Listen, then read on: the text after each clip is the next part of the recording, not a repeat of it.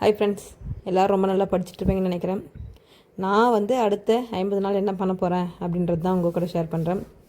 ஏன்னா இந்த 50 நாள் அப்படின்றது ரொம்பவே முக்கியம். இந்த 50 நாள் நம்ம எந்த அளவுக்கு கன்சிஸ்டன்சியாக கரெக்டாக யூஸ் பண்ணுறோமோ அதை பொறுத்து தான் நம்மளுடைய வெற்றின்றது தீர்மானிக்குது. அதனால தான் நான் இதுக்கு முன்னாடி எக்ஸாமில் பண்ண தப்பெல்லாம் இந்த எக்ஸாமில் பண்ணாமல் படிக்க ஸ்டார்ட் பண்ணணும்னு நினச்சிட்ருக்கேன். அது எந்த அளவுக்கு சாத்தியமாகும்னு தெரில. முடிஞ்ச அளவுக்கும் அதை கரெக்டாக கன்சிஸ்டன்சியாக கொண்டு போகணும் அப்படின்றது தான் என்னோட ஒரு மிகப்பெரிய டார்கெட்டு. அடுத்த 50 நாள் இன்னும் இருக்கிறது 50 நாள் தான். ஏன்னா மே ஸ்டார்ட் ஆகிடுச்சு. மே ஜூன் மட்டும்தான். அதுவும் ஜூனில் பாதிலே பயம் வந்துடும் நம்மளுக்கு. அப்புறமா படிக்கவே முடியாது. இருந்தாலும் நம்ம கரெக்டாக கண்ட்ரோல் பண்ணி நம்ம கன்சிஸ்டன்சியாக படித்து தான் ஆகணும். வேறு வழியே இல்லை. ஏன்னா இந்த முறை இருக்கிறதும் வேக்கன்சி ரொம்பவே கம்மி. பட் இருந்தாலும் லாஸ்ட்டில் இன்க்ரீஸ் பண்ணுவாங்க. அது எந்த அளவுக்கு அப்படின்றது நமக்கு தெரியல. இருந்தாலும் இருக்கிற வேக்கன்சிக்குள்ளே நமக்கு ஒரு போஸ்டிங் வேணும் அப்படின்ற மாதிரி கண்டிப்பாக படிச்சுட்டு போகணும்.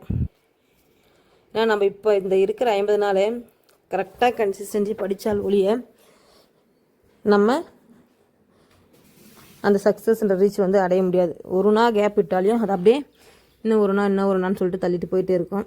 அதுவும் அந்த ஹவுஸ் ஒய்ஃபாக இருக்கிறவங்களுக்குலாம் சொல்லவே தேவையில்லை. ஏன்னா அவங்களுக்கு எந்த ரூபத்தில் எந்த மாதிரி பிரச்சனை வரும் அப்படின்றது தெரியாது. அதனால தான் சொல்கிறேன், அது எந்த மாதிரி பிரச்சனை வந்தாலும் நம்ம படிச்சிடணும். எனக்கும் அப்படி தான். நான் 1 வீக்கில் 6th to 10th வரைக்கும் தமிழ் கம்ப்ளீட் பண்ணோம் அப்படின்னு நினச்சிட்டு இருந்தேன். But 3 days 6th 7th 8th complete பண்ணிட்டேன். ஆனால் இன்னும் 4 days இருக்குது. அதுக்கு தான் நான் ஃபஸ்ட்டு ஸ்டார்டிங்கே 1 வீக் ஃபிக்ஸ் பண்ணேன். இன்னும் 9th 10th இருக்குது. கரெக்டாக அந்த 3 நாள் கன்சிஸ்டன்ட்டாக படித்தேன். அதுக்கப்புறம் ஒரு 2 days சுத்தமாக படிக்க முடியல. நமக்கு ஹவுஸ் ஒய்ஃபாக இருக்கிறவங்களுக்கு அது நமக்கு ஏதாச்சும் ஒரு பிரச்சனை வரும். கண்டிப்பாக அதையும் நம்ம ஃபேஸ் பண்ணி தான் ஆகும்.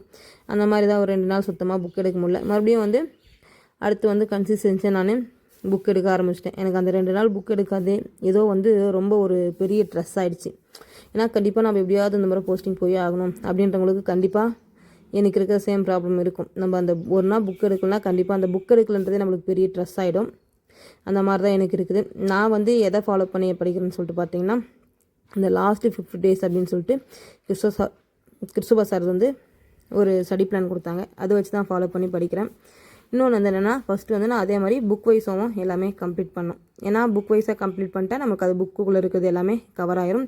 எந்த ஒரு டாப்பிக்குமே நான் ஒமிட் பண்ண மாட்டேன். ஏன்னா இப்போ ஒரு சிலதெல்லாம் ஒமிட் பண்ணாமல் நம்ம படித்தோம்னா நமக்கு யூனிட் 8 and 9க்கு யூஸ் ஆகும். நான் இப்படி தான் ஃபாலோ பண்ணுறேன். நீங்கள் எந்த மாதிரின்றதுங்க சொல்லுங்கள்.